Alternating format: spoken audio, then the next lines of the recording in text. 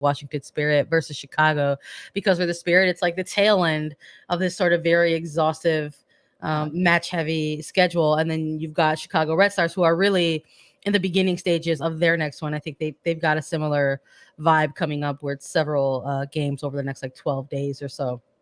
So let's talk Spirit versus Chicago Red Stars. I think one of the first things we got to talk about, Lisa, was our picks.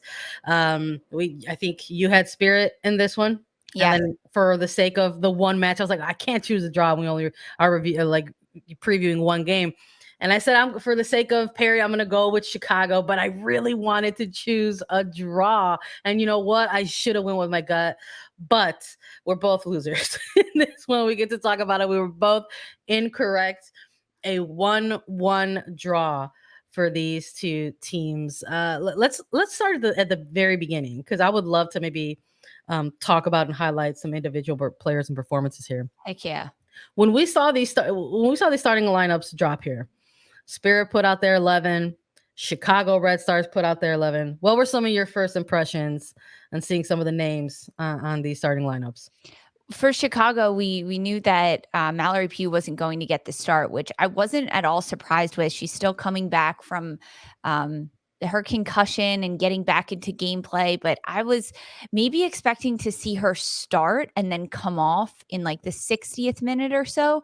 Instead, we didn't get her in at the start. We got her subbing on at halftime, which I am okay with, for sure, to see that.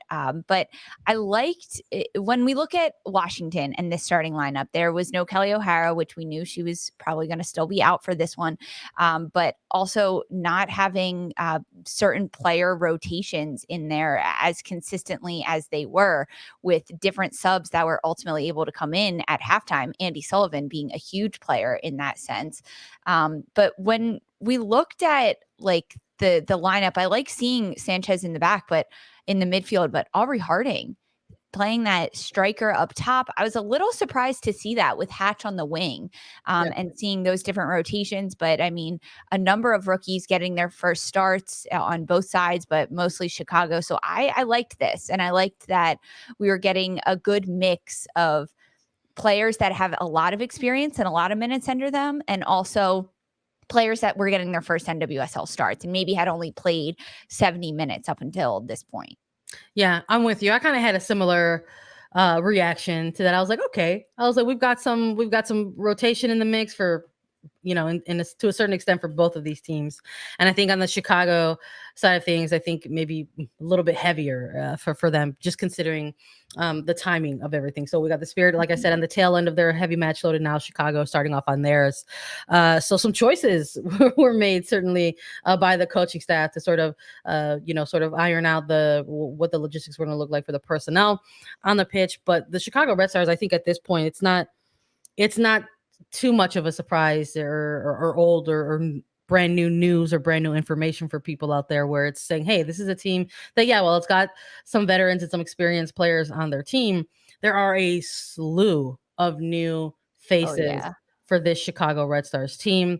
I think even just on the match over the weekend that was at home, went to go cover it locally.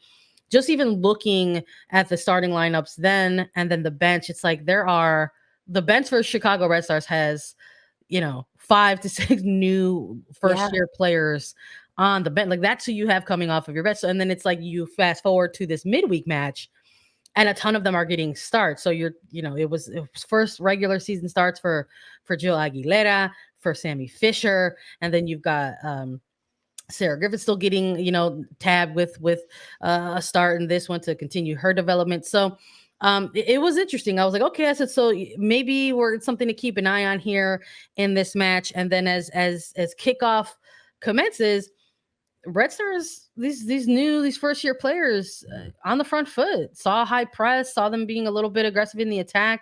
And you have to wonder if maybe part of it was, maybe just due to lack of experience. And that's not me paying an ill compliment. It's just the truth. It's just their first year players, and they're still getting adjusted to the pro level. So you have all these great opportunities from this Red Stars team being able to, just get a bunch of different looks in the final third, which is promising in itself for a bunch of first year players, but just not being able to get the finishing. They did get on the board early. We're talking like within the opening 10 minutes. And it's Sarah Griffith, the rookie, sending in some service, and Ella Stevens is there to put it away. And all of a sudden you're like, okay, the young ones are out here making things, a difficult day for Washington Spirit to start things out.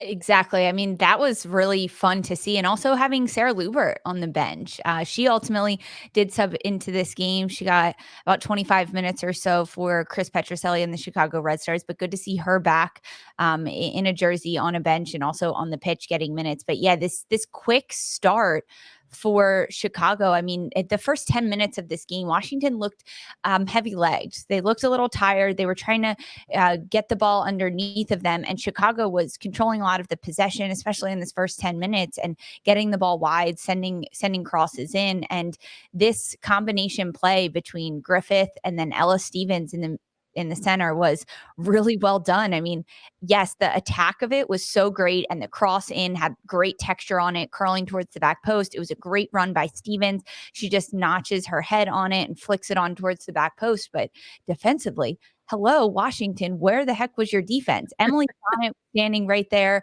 I believe it was Rodriguez who was also standing there, like watching Ella Stevens head this ball beautifully into the net. So a bit of a miscommunication there on the back line for Washington.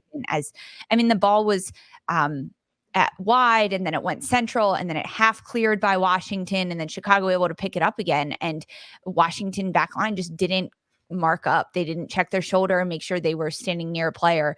But it was a really good goal to see from Chicago, a team goal as well. And that set the tone at the start of this game. And it was kind of like, oh, okay, Chicago is here to play, and Washington looks a little tired, at least for the first 15, 20 minutes of this game. And then things started to open up a little bit more, and we started to see a little bit more freedom from players for Washington Spirit, like Ashley Sanchez, Trinity Rodman, Harding even. But the midfield, Taylor Elmer, I think she had a pretty good game in the midfield for Washington going up against Chicago's midfield. That is a really good midfield with Nagasato and DiBernardo in there for sure. Yeah, I was a little curious as to what the second half was going to look like in this match, because something I just couldn't help that was just lingering, I think, in the back of everyone's mind is that the fact of the matter is this is a midweek match. It's a quick turnaround for a lot of these players here. What is going to be the minute or the moment where we maybe see a shift in intensity in a game like this, where maybe it kind of turns into a little bit of a grind, a little bit of a slugfest, more like a slogfest, I should say, just where you're just maybe have heavy legs and you're trying to just kind of get through it. But we saw some rotation happen in the beginning of this game, obviously, but even more so in the second half for both teams. So both coaches utilizing their substitutions for the most part in this match. I believe Spirit utilizing all of theirs. Chicago, I think, ultimately using about 4. So, but we saw players enter for Chicago in the second half, who are, typically part of their starting core.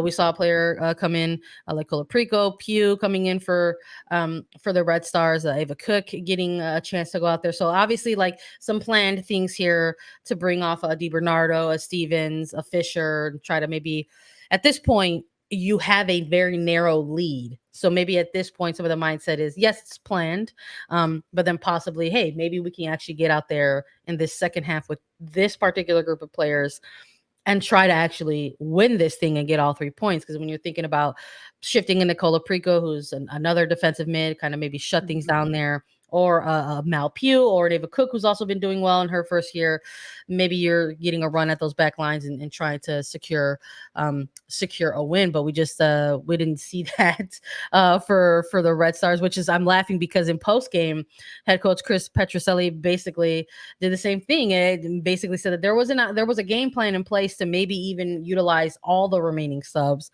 and possibly bring some more substitutions on but that with the players they brought in, they felt that maybe they can go out there and win. And he actually joked that it didn't turn out in their favor, because I think if you're the Spirit side of thing, I mean, you got some really pretty good assets coming off the bench too. Yeah. You got an Andy Sullivan coming into the mix, and I think that that's a pretty big asset to have if you're the Spirit side coming into the second half. Yeah, I mean, player rotation is huge, especially when you have a midweek game, knowing that both teams just played last weekend and they again are set to play either Friday or Saturday of this weekend. So you have to manage minutes for these players. And I think that's probably why we saw players like Jill Aguilera and Sarah Griffith get a start and more minutes. But they've also been playing really, really well. So that helps and it gives players confidence to do that. But as this game went on, there was a slew of substitutions in the Washington side of things that brought out players like Trinity Rodman, Ashley Sanchez, Harding up top, and Anna Helferty that are traditionally key players in getting goal scoring opportunities for Chris Ward and his side. Yeah. So at that point, I was almost like, okay, what's going to happen here? Like, I know you need to player minute management, especially with Rodman and Sanchez. Rodman, who has started every single game for Washington this year, the only player to do so. So because of that, seeing those players rotating out and Amber Brooks coming in and Helferty getting out, who is an engine for Washington, she can just run. But that change of flow and having those subs off the bench are huge asset for Chris Ward, because Washington ends up getting a goal. They get a set piece opportunity, and it's Andy Sullivan who steps up to strike this one, and Sam Staab, the center back, she gets her noggin on it, almost flying backwards, but she did whatever she could to get on the end of it, and then it finds the back of the net. So that was a bit of a change in momentum for this team in the 86th minute. And at this point, it was Chicago's game. They had it. They just needed to defend their league. They had opportunities to get a second goal. I think Aubrey Kingsbury made some incredible saves in goal for Washington. She did a really nice job, but ultimately it ends in a 1-1, splitting the points. This becomes Washington's fourth draw. Yeah. In a row. We were chatting a little bit off mic, and I'll bring it on here to the live, but you know, it was so evident a certain moment in this game. It did sort of hit midweek o'clock where it just sort of looked like the players were definitely just trying to get through into the match and sort of just reach its conclusion. And for the Chicago and the Chicago side of things, I mean, this is another dead ball situation that they conceded on. And at the game against Portland, two corner kicks, chatted with Kayla Sharples about this after the game, and she expressed some frustration in that's not just one, but it was two in one game. And this is something that's been occurring for the Chicago Red Stars team, that she expressed that there's a certain level of frustration that comes in when you are a team that is kind of pretty organized defensively and is presenting a really good defensive shape throughout the match, only to then concede on a set piece situation. And I was a defender that can be kind of frustrating, and talked about that's something we got to work on. And then this is another game where that happens. And you don't want to become this type of team where all of a sudden there's a ton of footage out there on how to beat you on a set piece. So we'll see what the Red Stars, do moving forward. It's an area where they all agree that they have to work on. And as you mentioned, it's not something that you want opponents to know about you, but every team in the NWSL is aware right now that you can capitalize on set piece opportunities against Chicago. So when teams get those opportunities, whether it's a free kick in and around the box or a corner kick or basically any free kick on the attacking half of the field, those teams are gearing up to get a goal. They look at each other and they say, okay, this is it. This is a weakness for them. We need to capitalize on this and make the most of our chances. And we saw that from Washington. They were able to do that.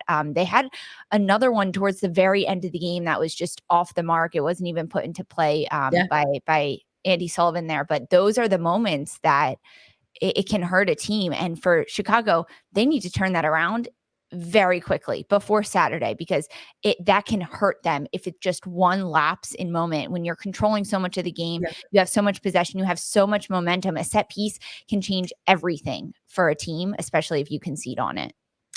It's we'll see what happens for both of these teams moving forward. Goodbye to Segra Field for now. We won't miss you in the meantime. No.